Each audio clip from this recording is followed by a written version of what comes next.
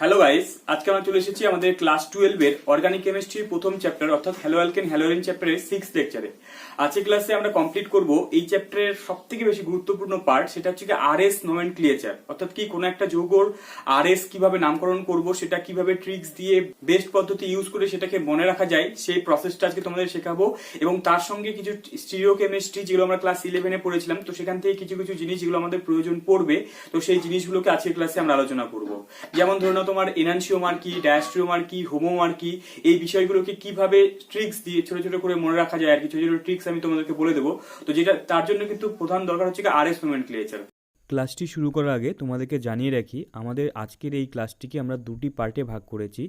আমরা প্রথম পার্টে শিখব যে কোনো একটা অর্গানিক কম্পাউন্ডকে দেখে আমরা কিভাবে বলতে পারবো সেটা আলোক সক্রিয় হবে না আলোক নিষ্ক্রিয় হবে, অর্থাৎ কি কোনো কম্পাউন্ড প্রতিসম না অপ্রতিসম। তো সেই বিষয়গুলো সম্বন্ধে আমরা আজকের ক্লাসে আলোচনা করব। এবং পার্ট 2-তে আমরা এনানসিওমার কি, ডায়াস্ট্রিওমার বা হোমোমার বা আইডেন্টিক্যাল বা ক্যাপিটাল ডি ক্যাপিটাল এল কীভাবে নামকরণ করতে হয়, এবং সবথেকে বেশি গুরুত্বপূর্ণ পার্ট সেটা হচ্ছে আরএস নোমেনক্লিয়ারচার, সেটা আমরা পার্ট 2-তে পড়বো। এবং পার্ট 2 ক্লাসটির লিঙ্ক এই ভিডিও ডেসক্রিপশনে দেওয়া আছে, তোমরা পার্ট 2 অবশ্যই দেখে নেবে। তো তাহলে চলো আর দেরি না করে আমরা শুরু করবো আজকের ক্লাস।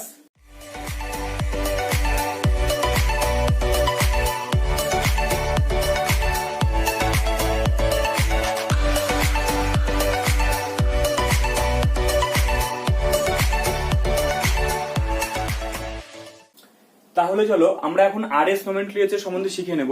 কিন্তু আরএস নোমেনক্লিয়ারচার সম্বন্ধে শেখার আগে আমাদের প্রয়োজন যে কিছু প্রজেকশন বা কিছু স্টিরিওকেমিস্ট্রি সম্বন্ধে জেনে নেওয়া দরকার, অর্থাৎ কি কাইরাল কার্বন কাকে বলে বা এই সমস্ত এনানসিওমার ডায়াস্ট্রিওমার ওই সম্বন্ধে বিষয়গুলো একটু আমরা জেনে নেব প্রথমে, তারপরে আমরা আরএস নোমেনক্লিয়ারচারটা শিখবো। এবং তার সঙ্গে আমাদের কিন্তু ক্লাস 11-এর একটু নামকরণটাও প্রয়োজন পড়বে, কারণ আমাদের ক্লাস 12-এর পরীক্ষাতে আরএস নোমেনক্লিয়ারচারের সঙ্গে যৌগটার আইইউপিএসসি নামও লিখতে বলে। তাই জন্য ওই জিনিসগুলো প্রথমে আমরা ছোট ছোট করে প্রত্যেকটা পার্ট আগে শিখে নিই, তারপরে আমরা শেষে গিয়ে আরএস নোমেনক্লিয়ারচার একদম সুন্দর করে শর্ট ট্রিক্স দিয়ে তোমাদেরকে শিখিয়ে দেবো, ঠিক আছে? তাহলে চলো প্রথমে আমাদেরকে জেনে নেওয়া দরকার কাইরাল কার্বন কাকে বলে। এবার কাইরাল কার্বন জানতে গেলে আমাদেরকে প্রথমে জানতে হবে যে কোন একটা যৌগ অর্থাৎ কাইরাল কার্বন আমরা কেন পড়ছি বা আরএস নোমেনক্লিয়ারচার কেন পড়ছি, সেই জিনিসগুলো বোঝার আগে প্রথমে আমাদেরকে জেনে নেওয়া দরকার যে আলোক সক্রিয় যৌগ আমরা কাদেরকে বলবো, আলোক সক্রিয় ব্যাপারটা কি জিনিস। দেখো, আলোক সক্রিয় মানে কি, যে ধরো কোনো একটা অর্গানিক কম্পাউন্ড আছে, এবার আমরা জানি যে ওই এনানসিওমার ডায়াস্ট্রিওমার আমরা পড়বো, যাই হোক তার প্রথমে বলি যে কোনো একটা অর্গানিক কম্পাউন্ড আছে, তো সেই অর্গানিক কম্পাউন্ডটার মধ্যে আমরা লাইট পাস করলাম। এবার নর্মালি যদি সেই লাইটটা ওকে পাস করে যদি সোজা চলে যায়, ধরে নাও এখান থেকে আমি লাইট পাস করলাম, সেখান থেকে লাইটটা যদি সোজা বের হয়ে চলে যায়, তো তাহলে বলবো ওই যৌগটা লাইটকে কোনোরূপ ভাবে পরিবর্তন করেনি, তো তাহলে আমরা বলবো সেটা আলোক নিষ্ক্রিয়, অর্থাৎ কি আলোকের উপরও কোনো প্রভাব ফেলেনি। কিন্তু সেই লাইটটা যখন আমরা পাস করলাম ওই অর্গানিক কম্পাউন্ডার মধ্যে, এবার যখন কম্পাউন্ডার মধ্যে লাইটটা যখন পাস করার সময় হয় লাইটটা কি করলো, তোমার যে মেন যেদিক দিয়ে যাওয়ার কথা ছিল তার থেকে যদি ডান দিকে বা বাঁ দিকে যদি সরে যায়, ঠিক আছে, ডান দিকে বা বাঁ দিকে সরে যায়, তাহলে আমরা বলবো কি ও লাইটের উপর এফেক্ট ফেলেছে, অর্থাৎ কি কম্পাউন্ডটি আলোক সক্রিয়, অর্থাৎ কি কম্পাউন্ডটি লাইটের উপর প্রভাব ফেলতে পেরেছে, তাই জন্য ওটা কি হবে অপটিক্যালি অ্যাক্টিভ কম্পাউন্ড। এবার কোন একটা কম্পাউন্ড অপটিক্যালি অ্যাক্টিভ কিনা সেটা মেশিন বলতে পারবে, মেশিনের মধ্যে দিলে তাহলেই বোঝা যাবে। কিন্তু আমরা থিওরিটিক্যালি আমরা খাতা কলমে দেখে কি কোনো কম্পাউন্ডকে বলতে পারবো যে সেই কম্পাউন্ডটা আলোক সক্রিয় না নিষ্ক্রিয়?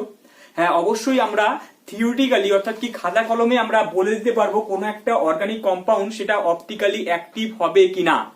তো তার জন্য কি হবে, কোন একটা প্রধান শর্ত, মানে কোন একটা যৌগকে অপটিক্যালি অ্যাক্টিভ হতে গেলে, অর্থাৎ কি ও লাইটকে ঘোরাতে গেলে তাকে অবশ্যই কি হতে হবে না অপ্রতিসম হতে হবে বা অ্যাসিমেট্রিক হতে হবে। এই অ্যাসিমেট্রিক আর সিমেট্রিক বিষয়টা কি জিনিস সেটা সম্বন্ধে আমরা প্রথমে একটু জেনে নিই। দেখো, সিমেট্রিক মানে কি একটা প্রতিসম।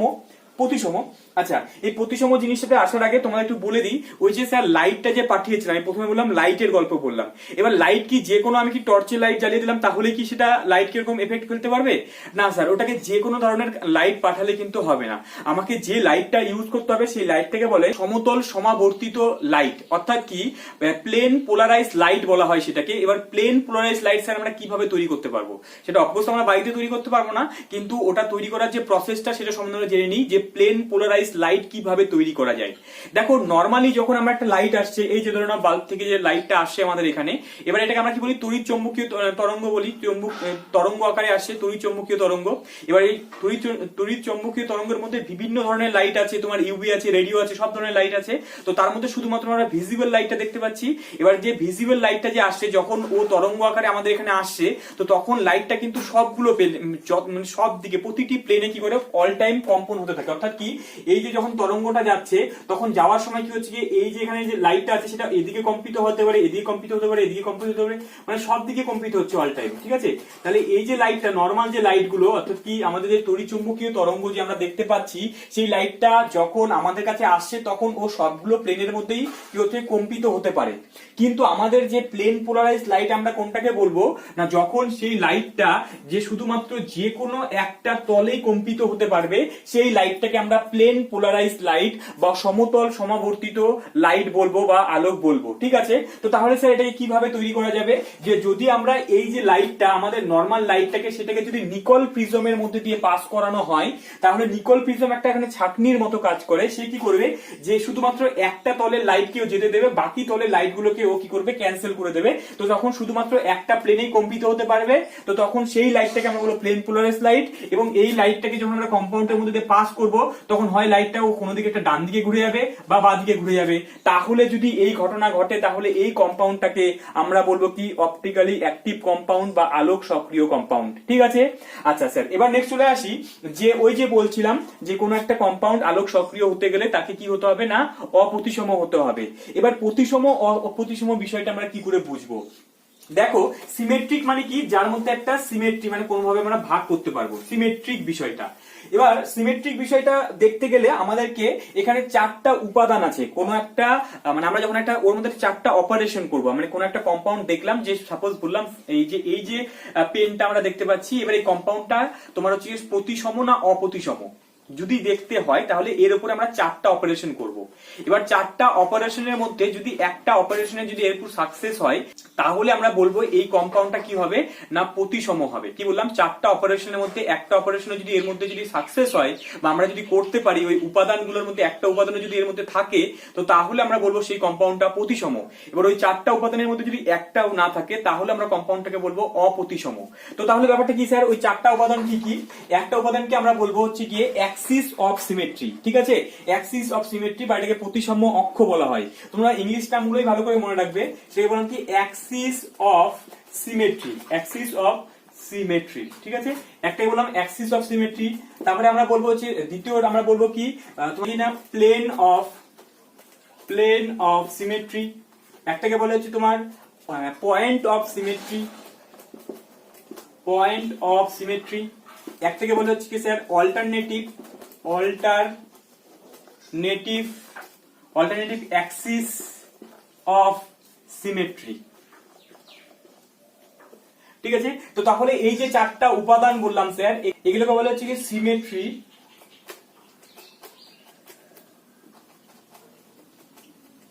Element, symmetry element. তাহলে কি বললাম, এই যে চারটা উপাদান আছে, দেখে এলিমেন্ট বলছি আমরা, তো সেই চারটা এলিমেন্টের মধ্যে একটাও যদি ওই কম্পাউন্ডের মধ্যে থাকে, তো তাহলে সেটাকে আমরা বলবো কি না, প্রতিসম মলিকুল। তাহলে স্যার এই যে বিষয়গুলো কি জিনিস একটু চট করে জেনে নিই। যদিও আমরা ক্লাস 11-এ পড়েছিলাম, তো যারা ভুলে গেছো তারা একবার করে রিভিশন করে নাও, কারণ আমি খুব তাড়াতাড়ি করে বলবো যেটা তোমাদের জাস্ট একটু মনে পড়ে যায়। ঠিক আছে, কারণ আমাদের চ্যাপ্টারটা তাড়াতাড়ি কমপ্লিট করতে হবে।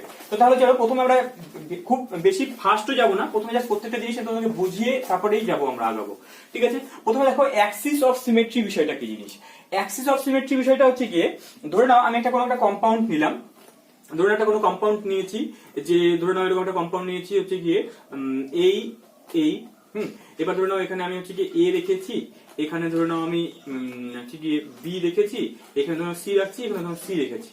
ঠিক আছে, এবার বিষয়টা হলো এরকম যে এবার এই যে কম্পাউন্ডটা আছে, এই কম্পাউন্ডটাকে আমি এখান থেকে ধরলাম, এখান থেকে অ্যাক্সিস, এখান থেকে একটা অ্যাক্সিস মানে কম্পাউন্ডটাকে নিয়ে আমি এবার ঘোরাচ্ছি। ঠিক আছে, এবার ঘোরানোর পরে যদি একটা নির্দিষ্ট অ্যাঙ্গেলে ঘোরানোর পরে যদি আমরা সেম স্ট্রাকচার কোনোভাবে খুঁজে পাই, কি বললাম আমি, কি বললাম যে ওই কম্পাউন্ডটাকে যদি কোনোভাবে ঘোরানোর পরে যদি সেম স্ট্রাকচার খুঁজে পাই, তো তাহলে দেখো আমি এই যে কম্পাউন্ডটা আছে সেটাকে যদি আমি এইভাবে যদি ঘুরিয়ে দিই, অর্থাৎ কি যদি এইভাবে যদি ঘুরিয়ে দিই, তো তাহলে কি হবে, এই সিটা এখানে চলে আসবে আর এই সিটা এখানে চলে আসবে না? কিরকম ব্যাপারটা বোঝা যাচ্ছে না, তাই তো?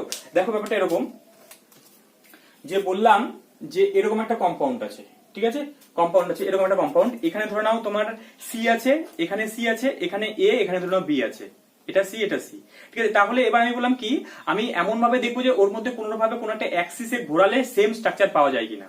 এবার দেখো আমি এই যে এই বরাবর আমি এইভাবে নিয়ে আমি যদি এটাকে এইভাবে ঘুরিয়ে দিই, তাহলে এইভাবে যদি ঘুরিয়ে দিই, তাহলে দেখো আবার স্ট্রাকচারটা একদম সেম আগের মতোই চলে আসছে না? এখানে এ ছিল, এখানে এই আছে, এখানে বি ছিল, এখানে বি আছে, কিন্তু এখানে সি, এখানেও সি, সেম স্ট্রাকচার আসে না? তো দেখো আমি কিন্তু এটাকে একটা নির্দিষ্ট অ্যাঙ্গেলে ঘুরিয়েছি, একটা নির্দিষ্ট অ্যাঙ্গেল বরাবর 180 ডিগ্রি ঘোরানোর ফলে সেম স্ট্রাকচার পাওয়া গেছে। তো তাহলে কোনো কম্পাউন্ডের মধ্যে একটা নির্দিষ্ট অ্যাঙ্গেল ঘোরানোর পরে যদি আবার একই স্ট্রাকচার পাওয়া যায়, তো তাহলে বলবো তার মধ্যে একটা অ্যাক্সিস অফ সিমেট্রি আছে। একটা নির্দিষ্ট অ্যাক্সিস বরাবর আমরা ঘোরানোর পরে, একটা নির্দিষ্ট অ্যাঙ্গেলে ঘোরানোর পরে যদি তার মধ্যে একটা সেম স্ট্রাকচার পাওয়া যায়, তো তাহলে বলবো তার মধ্যে অ্যাক্সিস অফ সিমেট্রি আছে। নরমালি কি হয়, অ্যাক্সিস অফ সিমেট্রিকে সিএন দিয়ে প্রকাশ করা হয়। এবার সিএন সমান সমান কি হয় স্যার, সিএন সমান সমান 360 ডিগ্রি অফ রোটেশন। এবার কত ডিগ্রি অ্যাঙ্গেল ঘোরানো হয়েছে সেটা তার উপরে সিএন অ্যাক্সিস অফ সিমেট্রিটা পাওয়া যাবে। তাহলে আমি কি বললাম স্যার, এখান থেকে জটিল করার কোনো ব্যাপার নেই, বিষয়টা সিম্পল ব্যাপার, যে অ্যাক্সিস অফ সিমেট্রি মানে কি, আমি যে কম্পাউন্ডটা নিয়ে ভাবছি তো সেই কম্পাউন্ডটাকে আমি একটা নির্দিষ্ট অ্যাঙ্গেলে ঘোরানোর চেষ্টা করব, ঘুরিয়ে যদি সেম স্ট্রাকচার কোনোভাবে পাওয়া যায়, অবশ্যই সেটা 360 ডিগ্রি থেকে কম অ্যাঙ্গেলে ঘোরাতে হবে, ঠিক আছে। তো তাহলে ঘোরানোর পরে যদি সেম জিনিস পাওয়া যায় কোনোভাবে, তাহলে বলবো যে তার মধ্যে একটা অ্যাক্সিস অফ সিমেট্রি আছে, ঠিক আছে। আর যদি 360 ডিগ্রি আগে ঘোরানোর পরে যদি আবার সেম স্ট্রাকচার কোনোভাবে যদি না আসে, তাহলে বলবো তার মধ্যে কোনো রকম অ্যাক্সিস অফ সিমেট্রি নেই। অ্যাজ ফর এক্সাম্পল তোমরা আরেকটা জিনিস দেখতে পারো, যে বলো তো দেখি এই মলিকুলটার মধ্যে এই যে আমার পেনটা যে আছে, এই পেনটার মধ্যে অ্যাক্সিস অফ সিমেট্রি আছে না নেই? ধরো এই পেনের মাথাটা এদিকে আছে, তো এটাকে তুমি যদি একটা নির্দিষ্ট অ্যাঙ্গেলে যদি ঘোরানো শুরু করো, ঘোরাচ্ছ তোমার এদিকে, তোমার কি এই মাথাটা কিন্তু এদিকে ছিল, এবার তুমি যখন ঘোরাচ্ছ, ঘোরাতে 180 ডিগ্রি ঘোরালে সেম জিনিস কি তুমি পেলে? এই মাথাটা তোমার এদিকে উল্টো দিকে চলে আসে, সেম জিনিস কিন্তু পাওয়া যায়নি। অর্থাৎ কি দেখো, এর মধ্যে আমরা কিন্তু যত 360 ডিগ্রি ঘোরালে আবার আগের অবস্থায় ফিরে আসছে, তো তার মানে কিন্তু এর মধ্যে কিন্তু কোনো রকম অ্যাক্সিস অফ সিমেট্রি নেই, কেননা আমরা নির্দিষ্ট অ্যাঙ্গেলে ঘোরানোর পরে তার মধ্যে কিন্তু কোনো রকম সেম জিনিস পাচ্ছি না, সেম স্ট্রাকচার খুঁজে পাওয়া যাচ্ছে না। এবার যদি বলো স্যার এই মাথাটা যদি আমি খুলে দিই, তাহলে এবার যদি ঘোরানো শুরু করি, তো তাহলে কিন্তু এর মধ্যে প্রতিটা অ্যাঙ্গেল ঘোরালে কিন্তু সেম জিনিসই পাওয়া যাচ্ছে। তাহলে বলবো ইনফিনিটি সংখ্যক তোমার হচ্ছে কি এর মধ্যে plane of symmetry, axis of symmetry আছে, কারণ যে ধরনের অ্যাঙ্গেলে ঘোরালে কিন্তু আগের অবস্থাতে ফিরে আসবে। 0 0 আমি যদি ঘোরাই, পয়েন্ট অফ ফ্র্যাকশনে যদি ঘোরাই, তাহলে আমরা বলতে পারি এর মধ্যে infinity number of Axis of symmetry আছে। তো যাই হোক, তো মোদ্দা কথা, যদি আমি একটা নির্দিষ্ট অ্যাঙ্গেলে ঘোরানোর পরে যদি সেম স্ট্রাকচার পাওয়া যায়, তাহলে আমরা বলবো কি, তো তার মধ্যে অ্যাক্সিস অফ সিমেট্রি আছে। ব্যাপারটা বোঝা গেছে, অ্যাক্সিস অফ সিমেট্রি। এরপর আমরা চলে আসবো স্যার প্লেন অফ সিমেট্রি। এরপরে চলে আসবো plane of symmetry. Sir plane of symmetry বিষয়টা কি জিনিস? প্লেন মানে কি, আমি ওর মধ্যে একটা প্লেন কল্পনা করব, ওর মধ্যে একটা প্লেন কল্পনা করব। স্যার আমাদের মধ্যে কি, এই যে আমি যে দাঁড়িয়ে আছি, তো তাহলে আমার মধ্যে কোন রকম প্লেন অফ সিমেট্রি তোমরা দেখতে পাচ্ছ? তাহলে দেখো, আমাকে যদি এই বরাবর যদি কেটে দেওয়া হয়, একদম এই বরাবর যদি আমার কেটে দেওয়া হয়, তাহলে কিন্তু দুটা সমান অংশে ভাগ হয়ে যাবে, তাই না? তো সমান অংশে ভাগ হয়ে যাবে, অর্থাৎ কি, তাহলে বলবো যে আমার মধ্যে একটা কি আছে না, প্লেন অফ সিমেট্রি আছে। বা প্লেন অফ সিমেট্রি মানে কি স্যার, যে কম্পাউন্ডটা নিয়ে ভাবছি, তো সেই কম্পাউন্ডটার মধ্যে আমরা কোনোভাবে ভাগ করার চেষ্টা করব। এবার ওটাকে দেখবো যে কোনোভাবে ভাগ করা যায় কিনা। তো তাহলে দেখো, এই যে কম্পাউন্ডটা আছে, এই কম্পাউন্ডটা এই বরাবর তোমরা যদি একটা কল্পনা করো, তাহলে করলে দেখো এই জায়গাটা, এই দুটো দেখো মিলের একটা আয়না কল্পনা করো, সেম জিনিস পাওয়া যাচ্ছে নাকি? তো তাহলে এখানে দেখো সি আছে, এখানেও সি আছে, তো তাহলে সেম জিনিস পাওয়া যাচ্ছে। তাহলে বলবো কি, এই কম্পাউন্ডের মধ্যে একটা প্লেন অফ সিমেট্রি আছে, একটা নির্দিষ্ট প্লেন আমরা ভাঙতে পারছি, ঠিক আছে। যেমন ধরে নাও, যদি বলা এই যে হাতটা আছে, এর মধ্যে কোন রকম প্লেন অফ সিমেট্রি তোমরা দেখতে পাচ্ছ? কোন রকম প্লেন অফ সিমেট্রি একদম আছে? এখানে দেখো কোন রকম কিন্তু প্লেন অফ সিমেট্রি পাওয়া যাচ্ছে না, যেভাবেই কারণ না কোনো রকম প্লেন অফ সিমেট্রি নেই।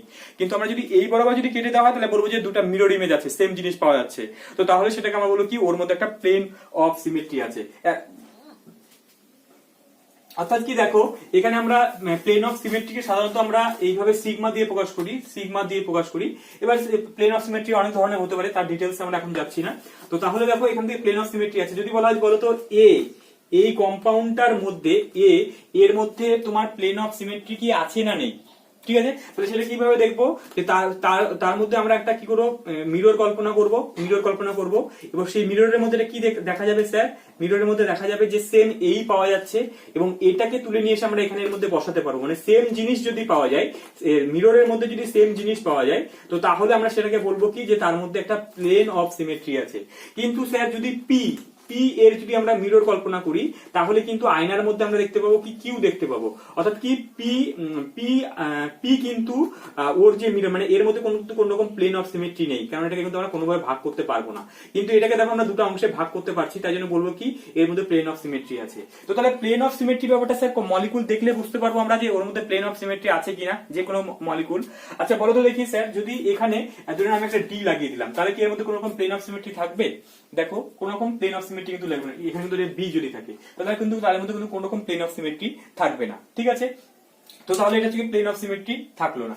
নেক্সট চলে আসবো স্যার, প্লেন অফ সিমেট্রি এখানে থাকলো, যদি এখানে একটা প্লেন অফ সিমেট্রি আছে যে যদি কম্পাউন্ডটা যদি একদম এই বোর্ডের প্লেনেই থাকে, তো তাহলে দেখো এই বরাবর যদি আমি কাটতে যাই, এই বার চালাচ্ছি, এবার করার চালিয়ে যদি একদম পুরো এই বরাবর যদি কেটে দিই, তাহলে এই সিটা দুটো অংশে ভাগ হয়ে যাবে, এটা দুটো অংশে ভাগ হয়ে যাবে, ডিটা দুটো অংশে ভাগ হয়ে যাবে, এই বিটা দুটো অংশে ভাগ হয়ে যাবে। তো তাহলে যদি এরা যদি সেম প্লেনে থাকে তাহলে বলবো আমাদের একটা প্লেন অফ সিমেট্রি আছে। কিন্তু যদি কার্বনটা তোমার sp3 হয়, যদি কার্বন, এটা যদি কার্বন থাকে আর কার্বন যদি sp3 হয়, তো তাহলে কিন্তু সেটা মোটেই কখনো একই প্লেনে থাকে না, কেন কার্বন চতুস্থলকীয় হয়, মানে কি বন্ড গুলো তোমার হচ্ছে গিয়ে বিভিন্ন রকম প্লেনে থাকবে। এবার জাস্ট ওটাকে আমরা এইভাবে একই প্লেনে আঁকিয়েছি, কিন্তু সেটা কিন্তু সেম প্লেনে নেই। যদি সেম প্লেনে থাকে, চারটা গ্রুপই যদি সেম প্লেনে থাকে, তাহলে বলবো আমাদের একটা প্লেন অফ সিমেট্রি থাকবেই। কিন্তু এর মধ্যে কিন্তু আপাতত আমরা বলতে পারছি যে এটা কার্বন যদি থাকে, এখানে যদি কার্বন থাকে, তো তাহলে কিন্তু এই কম্পাউন্ডটা যতই আমরা এইভাবে লিখি না কেন, ফিশার প্রজেকশন লিখি না কেন, তার মধ্যে কিন্তু কোনো রকম প্লেন অফ সিমেট্রি থাকবে না, যদি তার চারটা হাতেই ভিন্ন ভিন্ন গ্রুপ থাকে। ঠিক আছে, এইটুকু ব্যাপার বোঝা গেছে। আচ্ছা, প্লেন অফ সিমেট্রি আমরা বুঝতে পেরে গেছি। ঠিক আছে, নেক্সট আমরা চলে আসবো হচ্ছে প্লেন অফ সিমেট্রি পরে আমাদের একটা আছে point of symmetry. Sir point of সিমেট্রিটা কি জিনিস? পয়েন্ট অফ সিমেট্রি মানে কি, যে কম্পাউন্ডটা নিয়ে আমরা ভাবছি, তো তার মধ্যে আমরা একটা পয়েন্ট কল্পনা করব। পয়েন্ট কল্পনা করার পরে যদি সেম জিনিস পাওয়া যায়, মানে ব্যাপারটা এরকম যে এরকম ধরনের আমরা আঁকাচ্ছি একটা, এখানে ধরুন একটা পিএইচ আছে, এখানে পিএইচ মানে এখানে ফিনাইল গ্রুপকে, মানে বেনজিন গ্রুপকে বোঝাচ্ছে। এখানে ধরুন একটা COOH আছে, এখানে ধরুন একটা COOH আছে। ঠিক আছে, এটাকে অ্যাকচুয়ালি আলফা ট্র্যাক্সিলিক অ্যাসিড বলা হয়। তো এটা একটা কম্পাউন্ড যেখানে এগুলো কার্বন সব চারটা 4 মেম্বার রিং। তো এবার দেখো এই যে কম্পাউন্ডটা আছে এর মধ্যে একটা পয়েন্ট কল্পনা করলাম। এবার এই পয়েন্টটা তুমি উপরের দিকে যাও, এই কম্পাউন্ড থেকে তুমি উপরের দিকে যাও, উপরের দিকে গেলে তুমি কি পাচ্ছ? COOH পাচ্ছ। একদম সেম, তুমি যতটা উপরে গেছো সেম ততটাই যদি নিচে আসো, তাহলে নিচে আসলে স্যার কি পাচ্ছ? আবার COOH পাচ্ছ। মানে একটা পয়েন্ট থেকে উপরে যতদূর গেলাম, নিচেও একই দূর যাওয়ার পরে যদি সেম জিনিস পাওয়া যায়, তো তাহলে আমরা বলবো তার মধ্যে একটা পয়েন্ট অফ সিমেট্রি আছে। একরকম ভাবে দেখো, এই পয়েন্টটা থেকে তুমি যদি এদিকে যাও, তাহলে উপরে কি বেনজিন রিং পাচ্ছ, এবং এখান এদিক থেকে যদি আসো তাহলে এদিকে তুমি বেনজিন রিং পাচ্ছ।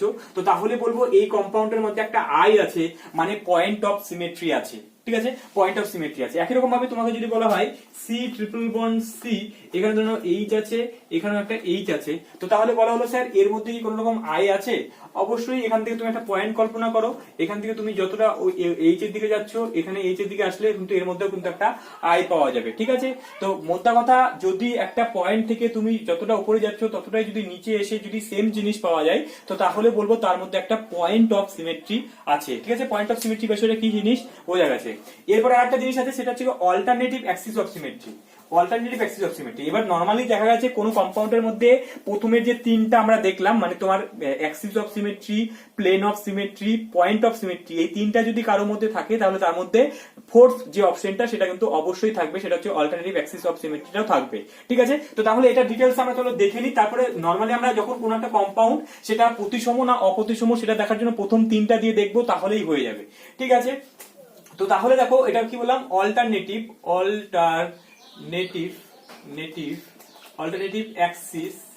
Axis of symmetry. Alternative Axis of symmetry কি স্যার? এরকম একটা কম্পাউন্ড নিলাম, দেখো এটা হচ্ছে আলফা ট্র্যাক্সিলিক অ্যাসিড। এই কম্পাউন্ডটা প্রথমে অল্টারনেটিভ অ্যাক্সিস অফ সিমেট্রি আছে কিনা সেটা দেখার জন্য তাকে একটা নির্দিষ্ট অ্যাক্সিসে ঘোরানোর পরে তার মধ্যে একটা প্লেন কল্পনা করতে হবে। যদি ওই প্লেনটা, মানে প্লেনের মধ্যে যে কম্পাউন্ডটা সেটা যদি আগের কম্পাউন্ডটার সঙ্গে মিলে যায়, তাহলে বলবো তার মধ্যে একটা অল্টারনেটিভ অ্যাক্সিস অফ সিমেট্রি আছে। তো তাহলে দেখো স্যার কিরকম ব্যাপারটা, এই যে কম্পাউন্ডটা ছিল সেটাকে আমি একটা নির্দিষ্ট অ্যাঙ্গেল, মানে 180 ডিগ্রি অ্যাঙ্গেলে ঘোরালাম। ঠিক আছে, 180 ডিগ্রি অ্যাঙ্গেলে ঘোরালাম। এবার ঘোরানোর পরে তাহলে কম্পাউন্ডটা কি পাওয়া যাবে স্যার, এটাকে যদি 180 ডিগ্রি যদি ঘুরিয়ে দিই, তো তাহলে এই যে COOH টা আছে সেটা এখানে চলে আসবে, এই PH টা এখানে চলে আসবে, এই PH টা এখানে চলে আসবে, এটা জাস্ট রোটেট হয়ে যাবে। তো তাহলে ব্যাপারটা কিরকম হবে স্যার, এই ধরনের কম্পাউন্ডটা আসবে এরকম। এবার দেখো যদি ঘুরে যায় তাহলে দেখো এখানে পিএইচ টা স্যার নিচের দিকে ছিল, কিন্তু এখানে পিএইচ টা কিন্তু উপরের দিকে আছে। তো তাহলে এখানে কি হবে, এখানে তোমার এই যে পিএইচ টা সেটা কিন্তু নিচের দিকে চলে আসবে, এই পিএইচ টা নিচের দিকে চলে আসবে, এখানে উপরে ছিল, আর এটা এখন উপরে চলে আসবে, এই পিএইচ টা এখান থেকে উপরের দিকে চলে আসবে। আর এখানে COOH টা উপরের দিকে ছিল, কিন্তু এখানে COOH টা নিচের দিকে ছিল, তাহলে এই যে COOH টা সেটা নিচের দিকে চলে আসবে, আর এখানে তোমার COOH টা উপরের দিকে চলে আসবে। তাহলে আলটিমেটলি কিন্তু 180 ডিগ্রি যদি রোটেট করি তাহলে কিন্তু স্ট্রাকচারটা এরকম হয়ে যাবে। ঠিক আছে, যদি এটা 3D স্ট্রাকচার হলে ব্যাপারটা বুঝতে পারবে ভালো করে যে তোমার অ্যাকচুয়ালি কি হচ্ছে। ব্যাপারটা এরকম, যেটা তোমরা এইভাবে ভাবতে পারো যে ট্যাক্সিলিক অ্যাসিডের বিষয়টা কি জিনিস। তো আমি দুটো গ্রুপ দিয়ে বোঝানোর চেষ্টা করছি। ধরো এখানে তোমার একটা COOH আছে, এখানে একটা COOH গ্রুপ আছে, ঠিক আছে, এরকম স্ট্রাকচারটা। এই উপরের দিকে এই COOH আছে, এখানে COOH নিচের দিকে আছে, আর PH টা ধরো ওখানে উপরের দিকে আছে, এখানে PH টা নিচের দিকে আছে। এবার আমি যদি 180 ডিগ্রি অ্যাঙ্গেলে যদি ঘুরিয়ে দিই তাহলে কি হবে স্যার, এখানে যে গ্রুপটা ছিল সেটা কিন্তু এখানে দেখো যেটা কি ছিল, এখানে গ্রুপটা নিচের দিকে ছিল, কিন্তু 180 ডিগ্রি ঘুরিয়ে দিলে কি হবে, এখানে যে গ্রুপটা আছে এই গ্রুপটাকে লক্ষ্য করো ভালো করে, এই গ্রুপটা কোথায় চলে আসছে, এখানে এসে একদম নিচের দিকে চলে আসছে না, কিন্তু স্ট্রাকচারটা কিন্তু আবার কি হচ্ছে 180 ডিগ্রি ঘুরালে কিন্তু যেখানে যেটা উপরে ছিল সেটা কিন্তু নিচে চলে আসছে, আর নিচেরটা উপরের দিকে চলে যাচ্ছে, তাই না? তো তাই জন্য এখানে কিন্তু ঠিক তাই হয়েছে। তাহলে এবার কি করব স্যার, এর মধ্যে আমরা একটা প্লেন কল্পনা করব। এবার যদি একটা প্লেন কল্পনা করব, চলো প্লেন কল্পনা করি এখান থেকে। এবার প্লেন মানে তুমি একটা আয়না দেখছো, এবার আয়নার মধ্যে তুমি মলিকুলটাকে কি দেখতে পাবে, চলো দেখো আয়নার মধ্যে মলিকুলটাকে তুমি কি দেখতে পাবে, আয়নার মধ্যে তুমি কি দেখতে পাবে, দেখো আয়নার মধ্যে দেখতে পাবে কি, যে তোমার এই যে স্ট্রাকচারটা আছে সেটাকে তুমি যদি দেখো, তো তাহলে এটাকে তুমি এইভাবে ধরো, তা ধরলে কি হচ্ছে এই যে দুটো তোমার নিচের দিকে ছিল আয়নার মধ্যে, কিন্তু সেটাকে আমরা উপরের দিকে দেখতে পাবো। কিরকম ব্যাপারটা, যে দেখো এবার ধরো স্ট্রাকচারটা এরকম ছিল, এবার এরকম ছিল, এবার তুমি এর নিচে এখানে যদি একটা নিচে এখানে যদি একটা আয়না রাখো, ঠিক আছে, আয়না রাখলে তো আয়নার উপরে তুমি কি দেখতে পাবে, এখানে যেটা নিচের দিকে আছে সেই ওটা আয়নার মধ্যে তুমি উপরের দিকে দেখতে পাবে না। তো তাই জন্য কি হচ্ছে, যেখানে নিচের গ্রুপগুলো তুমি আয়নার মধ্যে উপরের দিকে দেখতে পাবে, আর উপরে যে গ্রুপগুলো আছে সেগুলো তুমি আয়নার মধ্যে নিচের দিকে দেখা যাবে। তো তাহলে আলটিমেটলি স্ট্রাকচারটা কি পাওয়া যাবে, আলটিমেটলি স্ট্রাকচারটা পাওয়া যাবে যেগুলো এখানে নিচের দিকে ছিল সেগুলো এখানে উপরের দিকে চলে আসবে, এখানে নিচের দিকে ছিল মানে এটা উপরের দিকে চলে আসবে, এখানে যেটা উপরে ছিল সেটা নিচের দিকে চলে আসবে, COOH এখানে উপরে ছিল মানে এটা নিচের দিকে চলে আসবে। অর্থাৎ এই স্ট্রাকচারটা পাওয়া যাবে, মানে প্লেন কল্পনা করলে এই স্ট্রাকচারটা পেয়ে যাবো। এবার তোমার প্রথমে স্ট্রাকচারটা এবং এই স্ট্রাকচারটা তুমি মিলিয়ে দেখো সেম আসছে কিনা। দেখো এই স্ট্রাকচারটা এবং এই স্ট্রাকচারটা যখন সেম চলে আসছে তাহলে বলবো এই যে কম্পাউন্ডটা আছে তার কম্পাউন্ডটার মধ্যে একটা নির্দিষ্ট alternative of Axis of symmetry আছে, যেটাকে আমরা অল্টারনেটিভ অ্যাক্সিস অফ সিমেট্রিকে SN দিয়ে প্রকাশ করা হয়। SN মানে কি, এখানে N মানে এখানে কত ওই 360 ডিগ্রি মানে কত ডিগ্রি আমরা ঘুরিয়েছি, 360 ডিগ্রি সেটাকে ভাগ করবো, অর্থাৎ কি 360 ডিগ্রিকে 180 দিয়ে ভাগ করবো, অর্থাৎ কি 2, অর্থাৎ কি এখানে বলবো যে এই কম্পাউন্ডের মধ্যে তোমার S2 alternative of Axis of symmetry আছে। ঠিক আছে, এটা সব ডিটেইলসে আসতে হবে না, তো এই ব্যাপারটা তোমরা বুঝতে পেরে গেছো। তো তাহলে আমি বলবো যে তোমাদের এই বিষয়টা দেখার কোনো দরকার নেই, তোমরা হচ্ছে কি প্রথমে যে তিনটা যেগুলো সহজ ছিল সেটা তুমি হচ্ছে কি অ্যাক্সিস অফ সিমেট্রিটা দেখবে, যদি কারোর মধ্যে অ্যাক্সিস অফ সিমেট্রি থাকে তাহলেই বলবে কম্পাউন্ডটা সিমেট্রিক, মানে তার মধ্যে যদি যে কোনো এই চারটা যে এলিমেন্ট তার মধ্যে যদি একটাও থাকে তাহলে সেই কম্পাউন্ডটা কি হয়ে যাবে না, তোমার হচ্ছে গিয়ে সিমেট্রিক হয়ে যাবে। এবার সিমেট্রিক মানেই সেটা কিন্তু অপটিক্যালি ইনঅ্যাক্টিভ, মানে যদি কারোর মধ্যে কোনো রকম ভাবে একটা প্লেন বা তাই কিছু কোনো ভাবে ভাগ করতে পারি, তার মানে প্রতিসম মলিকুলগুলো কিন্তু কখনোই লাইটকে ঘোরাতে পারে না, তাই জন্য প্রতিসম মানেই সেটা অপটিক্যালি ইনঅ্যাক্টিভ। আর যদি অপ্রতিসম হয় তাহলে কিন্তু সেটা আলোক সক্রিয় হবে। এবার তাহলে স্যার অপ্রতিসম হতে গেলে দেখো আমরা যদি দেখি কার্বনের যে চারটা হাত আছে সেটাকে যদি কোনোভাবে যদি অপ্রতিসম হতে হয় তো তাহলে সেই কার্বনটাকে অবশ্যই কি হতে হবে, দেখো এই যে আমরা যদি কার্বনে যদি আমরা অপ্রতিসম করতে চাই তাহলে অবশ্যই কিন্তু এখানে A, এখানে B, এখানে C, এখানে D, যদি চারটা গ্রুপই যদি আমরা ভিন্ন ভিন্ন করে দিই তাহলেই কিন্তু একমাত্র তার মধ্যে কোন রকম আমরা চারটা এলিমেন্টের একটা এলিমেন্টও পাবো না। দেখো এটাকে আমরা অ্যাক্সিসে ঘোরালে কিন্তু আগের অবস্থায় আসবে না, এর মধ্যে কোন রকম আমরা প্লেনে ভাগ করতে পারবো না, এর মধ্যে কোন রকম আই দেখতে পাচ্ছি না, তাহলে কোনোটাই আমরা দেখতে পাচ্ছি না। তো তাহলে আমরা কি বলবো যে এই কম্পাউন্ডটার মধ্যে তাহলে বলবো কি এটা একটা তোমার অপ্রতিসম হয়ে গেছে, চারটা এলিমেন্টের মধ্যে কোনোটাই নেই, তো তাহলে আমরা এই কম্পাউন্ডটাকে বলবো অপ্রতিসম কম্পাউন্ড। এবার দেখো এই যে কম্পাউন্ডটা পাওয়া গেল, অর্থাৎ কি যে কম্পাউন্ড বা যে কার্বনের তোমার হচ্ছে গিয়ে যে কার্বনের চারটা হাতেই ভিন্ন ভিন্ন গ্রুপ থাকে বা সেটাকে আমরা অপ্রতিসম কার্বন বা সেটাকে আমরা কাইরাল কার্বন বলি, সেটাকে আমরা কাইরাল কার্বন বলা হয়, বা এটাকে আমরা ইংলিশে বলবো কাইরাল কার্বন। ঠিক আছে, এটা কাইরাল কার্বন বলা হয়। এবার কাইরাল কার্বন থাকলে সেই কম্পাউন্ডটা অপটিক্যালি অ্যাক্টিভ হবে, এটা ঠিক না, কিন্তু আপাতত হবে। তোমরা আপাতত ধরে নিতে পারো যে কোনো কম্পাউন্ডের চারটা হাতেই যদি ভিন্ন ভিন্ন গ্রুপ থাকে তাহলে সেই কম্পাউন্ডটা অপটিক্যালি অ্যাক্টিভ হবে, মানে সেটা অপ্রতিসম হয়ে যাবে। অপ্রতিসম মানে সেটা লাইটকে ডান দিকে বা বাদিকে ঘোরাতে পারবে। এটুকু ক্লিয়ার যে কোনো কম্পাউন্ড সেটা তার মধ্যে হচ্ছে কি সেটা কেন অপটিক্যালি অ্যাক্টিভ হচ্ছে সেটা আমরা বুঝতে পারলাম, এবং কাইরাল কার্বন কাকে বলে সেটা বুঝতে পারলাম। এবার দেখো স্যার, এবার দেখা যাচ্ছে কি কোনো কোনো কম্পাউন্ড আছে যাদের মধ্যে তোমার একাধিক কাইরাল কার্বন আছে, তাও কিন্তু সেটা অপটিক্যালি ইনঅ্যাক্টিভ হয়ে যায়। এবার আমরা দেখব যে কোনো কম্পাউন্ড, আমরা এতক্ষণ ধরে কি শিখলাম স্যার, মোদ্দা কথা, যদি কোনো কম্পাউন্ডের মধ্যে যদি কাইরাল কার্বন থাকে তাহলেই সেটা হয়ে যাবে অপটিক্যালি অ্যাক্টিভ। কাইরাল কার্বন থাকলেই সেটা অপটিক্যালি অ্যাক্টিভ হয়ে যাবে। কিন্তু স্যার পরবর্তীতে দেখা গেল কি না, যে কোনো কম্পাউন্ড মানে কম্পাউন্ডের মধ্যে যে কাইরাল কার্বন থাকলেই সেটা অপটিক্যালি অ্যাক্টিভ হবে তার কিন্তু কোনো মানে নেই। যেমন স্যার কিছু কম্পাউন্ড আছে, যেমন মেসো কম্পাউন্ড, মেসো কম্পাউন্ড, মাসি কম্পাউন্ড না কিন্তু মেসো কম্পাউন্ড। মেসো কম্পাউন্ড কোনগুলোকে বলবো স্যার, মেসো মেসো মেসো কম্পাউন্ড, ঠিক আছে, মেসো কম্পাউন্ড। মেসো কম্পাউন্ড কোনগুলোকে বলে স্যার, যেমন একটা উদাহরণ দিচ্ছি আমরা, মেসো টার্টারিক অ্যাসিড। টার্টারিক অ্যাসিডের সংকেত হচ্ছে গিয়ে COOH, এটাকে ফিশার প্রজেকশন বলে, ঠিক আছে। এই যে আমরা এইভাবে যদি সবগুলো কার্বনকে যদি একই প্লেনে যদি অঙ্কন করি তাহলে সেটাকে ফিশার প্রজেকশন বলে। তো তাহলে যদি স্যার এখানে OH গ্রুপ, এখানেও OH গ্রুপ, এদিকে একটা H, এদিকে যদি একটা H, এই যে কম্পাউন্ডটা আমরা অঙ্কন করেছি সেটাকে আমরা বলবো কি, একটা মেসো টার্টারিক অ্যাসিড। এটার নাম হচ্ছে গিয়ে মেসো টার্টারিক অ্যাসিড, টার্টারিক অ্যাসিড, ঠিক আছে, এটা হচ্ছে মেসো টার্টারিক অ্যাসিড। এই যে কম্পাউন্ডটা দেখো স্যার, এর মধ্যে কি কাইরাল কার্বন আছে? তাহলে দেখি কার্বনটাকে দেখি, এই যে কার্বনটা দেখো ভালো করে। এবার কাইরাল কার্বন মানে কি স্যার, চারটা হাতে ভিন্ন ভিন্ন গ্রুপ থাকতে হবে। তো তাহলে দেখো এই কার্বনটা দেখো, এই দিকে ডাইরেক্ট দেখো এখানে কি আছে, এখানে OH গ্রুপ যুক্ত আছে। এই কার্বনটার এখানে দেখো স্যার COOH গ্রুপ যুক্ত আছে। এই কার্বনটার এখানে দেখো স্যার H যুক্ত আছে। এই কার্বনটা পুরো এই কম্পাউন্ডটা যুক্ত আছে, মানে এইখান থেকে দেখো এই যে পুরো এই পার্টটা যুক্ত আছে। তাহলে স্যার চারটা হাতে ভিন্ন ভিন্ন গ্রুপ হলো, চারটা হাতে ভিন্ন ভিন্ন গ্রুপ হয়েছে। তো তাহলে এই কার্বনটাকে আমরা কি কাইরাল কার্বন বলতে পারবো। তাহলে এখানে যে কার্বনটা আছে সেটা হচ্ছে কাইরাল কার্বন, ঠিক। একরকম স্যার এই যে দ্বিতীয় যে কার্বনটা আছে দেখো, এই দ্বিতীয় কার্বনটাকে দেখো, তার হাতেও তো চারটাই তো ভিন্ন ভিন্ন গ্রুপ আছে না, ভালো করে দেখো। এই যে কার্বনটা তার এখানে OH গ্রুপ আছে, এখানে H আছে, এখানে COOH আছে, আর এখানে কার্বনের সঙ্গে পুরো এই গ্রুপটা যুক্ত আছে। তো তাহলে এখানে চারটা হাতে ভিন্ন ভিন্ন গ্রুপ আছে, তাহলে এটাকেও আমরা কি বলবো স্যার, কাইরাল কার্বন বলবো। এটা হচ্ছে কাইরাল কার্বন, এটাও কাইরাল কার্বন। তো তাহলে এই কম্পাউন্ডটা অপটিক্যালি অ্যাক্টিভ হওয়ার কথা স্যার। কিন্তু স্যার আমি বলেছি কি যে মেসো কম্পাউন্ড গুলো অপটিক্যালি ইনঅ্যাক্টিভ হয়ে যায়, মানে কি দেখো তার মধ্যে তোমার দেখো একটা তুমি প্লেনে ভাগ করতে পারবে। আমরা বলেছি চারটা সিমেট্রি দেখবো ওর ভেতরে। এবার এর মধ্যে তো কাইরাল কার্বন ছিল, আমি ঘোরাতে পারছি না, কিন্তু দেখো এর মধ্যে তুমি যদি এই বরাবর তুমি যেটা প্লেন কল্পনা করো, আয়না কল্পনা করো, দেখো এই বরাবর তুমি যেটা প্লেন কল্পনা করো, আয়না কল্পনা করো, তো তাহলে দেখো এখান থেকে কি হবে স্যার, এটা দুটো অংশে কিন্তু ভাগ হয়ে যাচ্ছে। এবার ওটা তুমি একটা আয়না কল্পনা করে দেখো, তাহলে দেখো এই যে অংশ থেকে, এখান থেকে দেখো এর উপরে COOH, নিচে COOH, এদিকে OH, এদিকে OH, এদিকে H, একদম সেম মিলে যাচ্ছে।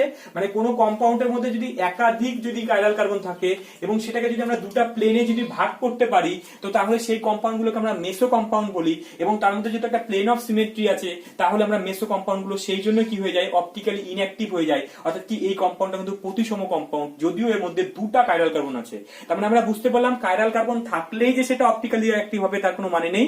এই যে যেমন মেসো কম্পাউন্ড, অর্থাৎ আমাকে মধ্য কথা কম্পাউন্ড আমাকে দেখতে হবে যে তার মধ্যে চারটা এলিমেন্টের মধ্যে কোনো একটা এলিমেন্টও আছে নাকি, ঠিক আছে।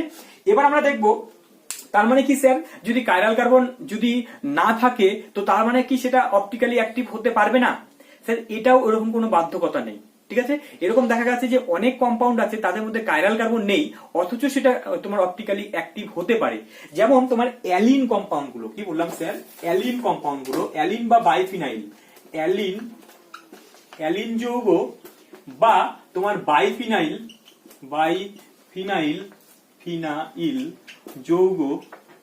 যৌগ, এরা কি করে স্যার, এদের মধ্যে কোন রকম কাইরাল কার্বন নেই, এদের মধ্যে কাইরাল কার্বন নেই, তবুও এরা আলোক সক্রিয়, ঠিক আছে। এটা শর্ট কোশ্চেন হিসেবে পরীক্ষায় আসতে পারে, আলোক সক্রিয়। তোমাকে বলতে পারে যে কাইরাল কার্বন নেই এরকম যৌগের উদাহরণ দাও যারা হচ্ছে অপটিক্যালি অ্যাক্টিভ হয়। যে দেখো কাইরাল কার্বন নেই, অ্যালিন এবং বাইফিনাইল, স্যার এই জিনিসগুলো কি জিনিস একটু আলোচনা করে নিই চলো। তো তাহলে এটুকু আপাতত মনে রাখো। আর স্যার যদি অপটিক্যাল মানে কাইরাল কার্বন আছে তাও আলোক নিষ্ক্রিয় একটা যৌগের উদাহরণ কি, মেসো কম্পাউন্ড গুলো বা মেসো টার্টারিক অ্যাসিড। বুঝে গেছি? তাহলে চলো স্যার অ্যালিন যৌগ কাকে বলে একটু চট করে দেখে নিই। অ্যালিন যৌগ আমরা কাকে বলবো, যে দেখো যদি পরপর যদি দুটা তোমার কার্বন থাকে আর কি, পরপর দুটো কার্বন, পরপর তিনটা কার্বনের মধ্যে যদি দুটো ডাবল বন্ড থাকে, মানে কি C double bond C double bond C, এই যে এই সিস্টেমটাকে বলা হয় অ্যালিন সিস্টেম। অর্থাৎ কি যদি এটা দেখো একদম একই প্লেনে থাকে না, এখান থেকে একটা কার্বন উপরের দিকে চলে আসে, এই যে স্যার এখানে বোল্ড ফেজ, এটাকে বলে বোল্ড ফেজ, ঠিক আছে। আর একটা হচ্ছে কি তোমার ওয়েজ ফেজ বলা হয় এটাকে, ওয়েজ, ঠিক আছে। আর এখান থেকে দুটো কার্বন তোমার একই প্লেনে থাকে। এবার এই যে কম্পাউন্ডটা, এবার স্যার এই অ্যালিন সিস্টেম কিন্তু সব কম্পাউন্ড কিন্তু আবার আলোক সক্রিয় হয় না। তার শর্তটা কি, এই দুটো হাতে তোমার ভিন্ন ভিন্ন গ্রুপ থাকতে হবে। এখানে যদি এ থাকে তাহলে এখানে বি থাকতে হবে, ঠিক আছে। এখানে তোমার যা খুশি এ বি, মোদ্দা কথা আমাকে এই যে দুটো হাত আছে এই দুটো হাতে কিন্তু অবশ্যই ভিন্ন ভিন্ন গ্রুপ থাকতে হবে। এদিকে এদিকে একই জিনিস থাক, কোনো অসুবিধা নেই, কিন্তু আমাকে দেখতে হবে এই যে কার্বনটা তার দুটো হাতে যদি ভিন্ন ভিন্ন গ্রুপ থাকে সেদিকে কিন্তু খেয়াল রাখতে হবে। তাহলে এই যে অ্যালিন কম্পাউন্ডটা, ধরুন আমি সাপোজ এখানে যদি একটা উদাহরণ নিয়ে নিই, ক্লোরিন, এখানে ধরুন হাইড্রোজেন দিলাম, এখানে ধরুন আমি ক্লোরিন, এখানে ধরুন হাইড্রোজেন দিয়ে দিলাম, তাহলে এই কম্পাউন্ডটা কিন্তু হয়েছে কি না একটা অ্যালিন কম্পাউন্ড, একটা ডাইক্লোরো একটা কম্পাউন্ড, যেটা হচ্ছে কি অ্যালিন কম্পাউন্ড, সেটা হচ্ছে তোমার আলোক সক্রিয়, অথচ এর মধ্যে কিন্তু কোনো কাইরাল কার্বন নেই। কেন, কাইরাল কার্বন চারটা হাতে ভিন্ন ভিন্ন গ্রুপ থাকতে হবে, কিন্তু এই কার্বন গুলোতে তো তোমার দুটো দুটো করে হাত আছে। তো তাহলে এই হিসেবে মানে তোমার ডাবল বন্ড মানে তিন দিকে তিনটা গ্রুপ আছে, তাহলে তো ওই হিসেবে কাইরাল কার্বন দেখতে পাচ্ছি না। তো তবুও কিন্তু এই কম্পাউন্ড গুলো আলোক সক্রিয় হয়। কেন, কেননা এর মধ্যে তোমার কাইরাল কার্বন না থাকলেও এর মধ্যে কাইরালিটি আছে, মানে একই প্লেনেরা থাকে না, ঠিক আছে। তো তাই জন্য কাইরালিটি আছে, তাই আলোক সক্রিয় হয়। যদি স্যার বলা হয় এই কম্পাউন্ডটার নাম কি হবে, আইইউপিএসি নাম করো। আইইউপিএসি নাম করলে কি করবো স্যার, যে কোনো দিক দিয়ে আমরা নাম্বারিং করবো। তাহলে এটাকে আমরা ধরে নাও এদিকে ক্লোরিন আছে এদিকে ক্লোরিন আছে, তাহলে যে কোনো একটাকে 1 নম্বর দাও, তারপরে 2, এটা 3, তাহলে কি বলবো স্যার, তাহলে এগুলো হচ্ছে প্রতিস্থাপক, ক্লোরিনটা প্রতিস্থাপক, এই দুটো প্রতিস্থাপক হয়ে গেল। তাহলে কোথায় কোথায় আছে, 1 নম্বর এবং 2 নম্বরে আছে, তাহলে কি বলবো স্যার 1,3 কি বলবো ডাইক্লোরো, 1,3 ডাইক্লোরো। এবার কি কটা কার্বন আছে স্যার, আর তো কোনো প্রতিস্থাপক তো নেই। এবার প্রতিস্থাপক সংখ্যা, কার্বনের সংখ্যা অনুযায়ী একটা শব্দ রুট ব্যবহার করতে হবে। তো সেটা এখানে কটা কার্বন আছে, 3টা। তাহলে কি করে ইউজ করি, প্রোপ ইউজ করি, ঠিক আছে, প্রোপ। এবার যেহেতু তোমার ডাবল বন্ড আছে, ডাবল বন্ডের জন্য ইন ইউজ করতে হয়। এবার দুটা আছে তাহলে ডাই ইন ইউজ করবো। এবার যদি দুটা বা দুয়ের বেশি যদি ডাবল বন্ড থাকে তাহলে প্রোপা, এ কথাটা যুক্ত করতে হয়, আ কথাটা যুক্ত করতে হয়। তাহলে এখানে বলবো প্রোপ আ। তাহলে আমরা কি করবো, নেক্সট হচ্ছে কি তোমার কি হচ্ছে, কোথায় কোথায় ডাবল বন্ড আছে স্যার, 1 নম্বর এবং 1 নম্বরে আছে এবং 2 নম্বরে আছে। তাহলে কি বলবো 1,2, তাহলে কি বলবো স্যার ডাই ইন। তাহলে এই কম্পাউন্ডটার আমরা কিন্তু আইইউপিএসি নামও লিখে ফেলতে পারলাম। এটা হচ্ছে কি তোমার 1,3 ডাইক্লোরো প্রোপা 1,2 ডাই ইন, ঠিক আছে। তো তাহলে এটা একটা অ্যালিন কম্পাউন্ড, যেটা হচ্ছে কি যার মধ্যে কাইরাল কার্বন নেই, তবুও এটা আলোক সক্রিয়। একই রকম স্যার বাইফিনাইল যৌগ আমরা কোনটাকে বলবো, বাইফিনাইল যৌগ আমরা কাদেরকে বলবো, বাইফিনাইল যৌগ আমরা তাদেরকেই বলবো যে দেখো বাইফিনাইল মানে হচ্ছে দুটা রিং পরস্পরের সঙ্গে যদি যুক্ত থাকে, দুটা রিং পরস্পরের সঙ্গে যুক্ত আছে। কিরকম স্যার, এই ধরে নাও একটা যুক্ত আছে, এই ধরে নাও একটা যুক্ত আছে, এটাকে আমরা বাইফিনাইল সিস্টেম বলা হয়, ঠিক আছে। বাইফিনাইল মানে অবশ্যই একটা বেনজিন রিং লাগিয়ে দাও। এবার এই যে বাইফিনাইল সিস্টেম, এটা একটা ফিনাইল, এটা ফিনাইল, দুটো ফিনাইল একটা বন্ধনরা যুক্ত হয়ে আছে। এবার এই বন্ডের সাহায্যে অল টাইম রোটেট করতে পারে এবং বন্ধন করে ঘুরতে পারে, এই সাইডটা ঘুরেছে এই সাইডটা ঘুরছে, বন্ধন করে ঘুরতে পারে, ঠিক আছে। কিন্তু এবার এখানে যদি আমরা একটা গ্রুপ লাগিয়ে দিই, ঠিক আছে, এখানে একটা এইটা বোল্ড ফেজ মানে একটা উপরের দিকে উঠে চলে আসছে, ধরুন এখানে আমি একটা লাগিয়ে দিলাম হচ্ছে গিয়ে COOH কে লাগিয়ে দিলাম। এখানে ধরুন তোমরা একটা ডট ডট ডট করে লাগিয়ে দিলাম হচ্ছে গিয়ে তোমরা NO2 কে লাগিয়ে দিলাম, ঠিক আছে। দুটো বড় বড় বাল্কি গ্রুপ, অবশ্যই বাল্কি গ্রুপ লাগাতে হবে যাতে এই যে রোটেশনটা সেটা যেন বন্ধ হয়ে যায়, সেদিকে খেয়াল রাখতে হবে। ধরুন এখানে আমি একরকম ভাবে নর্মাল পেজে ছিল, এখানে ধরুন COOH করে দিলাম, এখানে ধরুন NO2 করে দিলাম, ঠিক আছে। তো তাহলে এই যে কম্পাউন্ডটা, এই কম্পাউন্ডটাকে আমরা বলবো হচ্ছে কি, এই কম্পাউন্ডটাকে আমরা বলবো হচ্ছে এটা একটা হচ্ছে কি বাইফিনাইল কম্পাউন্ড এবং এটাও হচ্ছে গিয়ে আলোক সক্রিয় হবে। অর্থাৎ কি এই যে কম্পাউন্ড গুলো আছে এদেরকে আমরা কি বলি না, হচ্ছে কি বাইফিনাইল কম্পাউন্ড বলি এবং এরা হচ্ছে গিয়ে আলোক সক্রিয় হয়। ঠিক আছে। তো অ্যাকচুয়ালি এটা কি বোঝাচ্ছে না, এই কম্পাউন্ডটা ঘুরে গেছে, মানে এরকম ব্যাপারটা হয়ে আছে যে এইদিকে রিংটা ধরো না এইভাবে প্লেনে আছে, আর এই রিংটা তোমার এরকম নর্মালি এরকম থাকার কথা ছিল, কিন্তু এটা রিপালশন হয়ে গিয়ে এরকম চলে আসছে। তাহলে কিন্তু দুটো ভিন্ন ভিন্ন প্লেনে থাকার জন্য তার মধ্যে একটা কাইরালিটি চলে আসে, তার জন্য এই কম্পাউন্ড গুলো আলোক সক্রিয় হয়, যদিও এদের মধ্যে কোনো রকম কাইরাল কার্বন নেই। তাহলে এখান থেকে আমরা তিনটা ইম্পর্টেন্ট জিনিস পড়লাম, যে মানে এতক্ষণ ধরে আমরা যা বুঝতে পারলাম যে কোনো কম্পাউন্ডের মধ্যে প্রথমে আমরা পড়লাম যে কাইরাল কার্বন থাকলেই সেটা আলোক সক্রিয় হবে, কিন্তু পরবর্তীতে দেখলাম যে কাইরাল কার্বন থাকলেই যে আলোক সক্রিয় হবে তার কোনো মানে নেই, যেমন আমরা দেখলাম মেসো কম্পাউন্ড গুলো। পরবর্তী আবার দেখলাম কি কাইরাল কার্বন না থাকলে যে আলোক সক্রিয় হবে না তার কোনো মানে নেই, কারণ কাইরাল কার্বন নেই দেখলাম বাইফিনাইল এবং অ্যালিন সিস্টেম গুলো, তবুও কিন্তু তারা আলোক সক্রিয় হয়েছে। ঠিক আছে, তাহলে আলটিমেটলি স্যার কনক্লুশন আমরা কি টানবো, যে কোন কম্পাউন্ড তোমার আলোক সক্রিয় বা আলোক নিষ্ক্রিয় হবে সেটা আমরা কি করে বুঝবো স্যার? তো আলটিমেটলি তোমাকে যদি বলা হয় কনক্লুশনটা কি, কনক্লুশন এটাই হবে যে কোনো একটা কম্পাউন্ড সেটা যদি হচ্ছে গিয়ে পরস্পরের যদি মানে হচ্ছে গিয়ে এরকম বলা হলো যে কোনো একটা কম্পাউন্ড, সেই কম্পাউন্ডটা যদি মিরর ইমেজ, তার যদি মিরর ইমেজ থাকে এবং সেই মিরর ইমেজটা এবং সেই কম্পাউন্ডটা যদি একে অপরের সঙ্গে যদি উপরিপাত যোগ্য যদি না হয়, তো তাহলেই সেই কম্পাউন্ডটা আলোক সক্রিয় হবে। কি ব্যাপারটা বোঝা গেল না? ব্যাপারটা আমি এটা বলতে যাচ্ছি যে যেমন স্যার এই হাতটা, এবার বলা হলো স্যার এই হাত মানে কোন একটা কম্পাউন্ড যদি এরকম হাতের মতো হয়, তো তাহলে সেটা আলোক সক্রিয় না আলোক নিষ্ক্রিয়, বা হাতটা কি আলোক সক্রিয় না আলোক নিষ্ক্রিয় সেটা বোঝাতে হবে। তো তাহলে আমরা প্রথমে কি করব স্যার, প্রথমে দেখবো হচ্ছে যে এর মিরর ইমেজটা দেখবো, মানে হাতটাকে যদি আমি আয়নার সামনে নিয়ে যাই, তাহলে আয়নার সামনে নিয়ে গেলে আমরা কি এরকম দেখতে পাবো।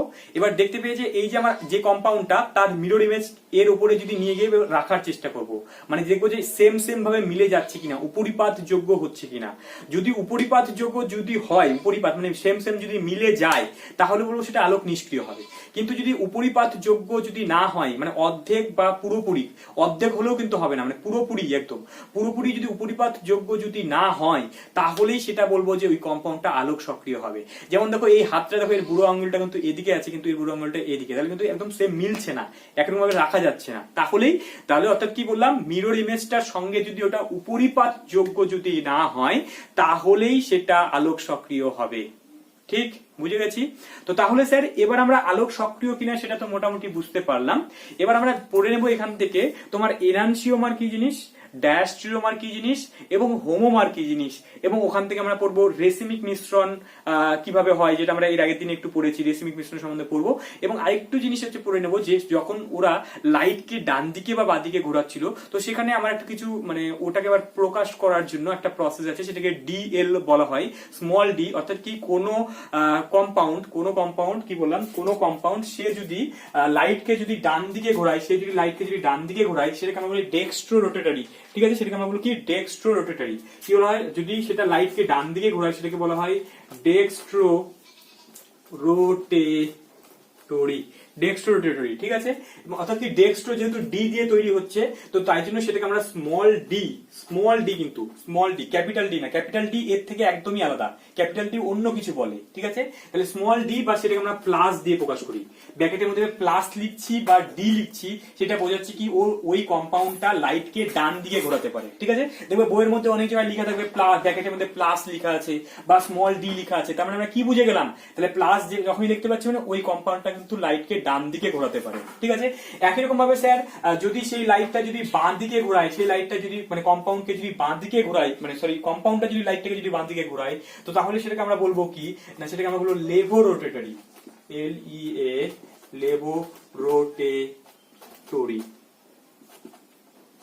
লেভোরোটেটরি। ঠিক আছে, LAEVO লেভোরোটেটরি। ঠিক আছে, লেবরেটরি। এবার দেখো যেহেতু সামনে স্মল এল আছে, তো তাই জন্য এটাকে আমরা ডেক্সট্রোরোটারি বললাম, এটাকে আমরা লেবরেটরি, অর্থাৎ কি এটাকে আমরা স্মল এল দিয়ে প্রকাশ করা হয়, বা ব্র্যাকেটের মধ্যে মাইনাস লেখা হয়। তো তাহলে যখনই আমরা স্মল এল দেখতে পাচ্ছি বা ব্র্যাকেটের মধ্যে মাইনাস দেখতে পাচ্ছি, তাহলে আমরা কি বুঝবো স্যার, সেই কম্পাউন্ডটা লাইটকে বাঁ দিকে ঘোরাতে পারে। তাহলে আমরা এখানে নতুন জিনিস শিখলাম যে স্মল ডি দিয়ে আমরা বোঝাচ্ছে লাইটকে ডান দিকে ঘোরায়, স্মল এল দিয়ে লাইটকে বাঁ দিকে ঘোরানোকে বোঝায়। ঠিক আছে, তো তাহলে এটুকু আমরা বুঝতে পারলাম। এবার আরেকটা জিনিস স্যার চট করে শিখে নিই, সেটা হচ্ছে কি তোমার হচ্ছে ওই এনানসিওমার, ডায়াস্ট্রিওমার আর হচ্ছে হোমোমার, এই তিনটা জিনিস কিন্তু গুরুত্বপূর্ণ। গুরুত্বপূর্ণ, সেটা কিন্তু আমরা ক্লাস 11 শিখেছিলাম, কিন্তু এখানে জাস্ট ট্রিক্স দিয়ে তোমাদেরকে বলে দিচ্ছি, তোমরা যাতে খুব সহজেই শিখে যাবে ব্যাপারটা। ঠিক আছে, তাহলে সেটা আমরা শিখে নেবো এখন।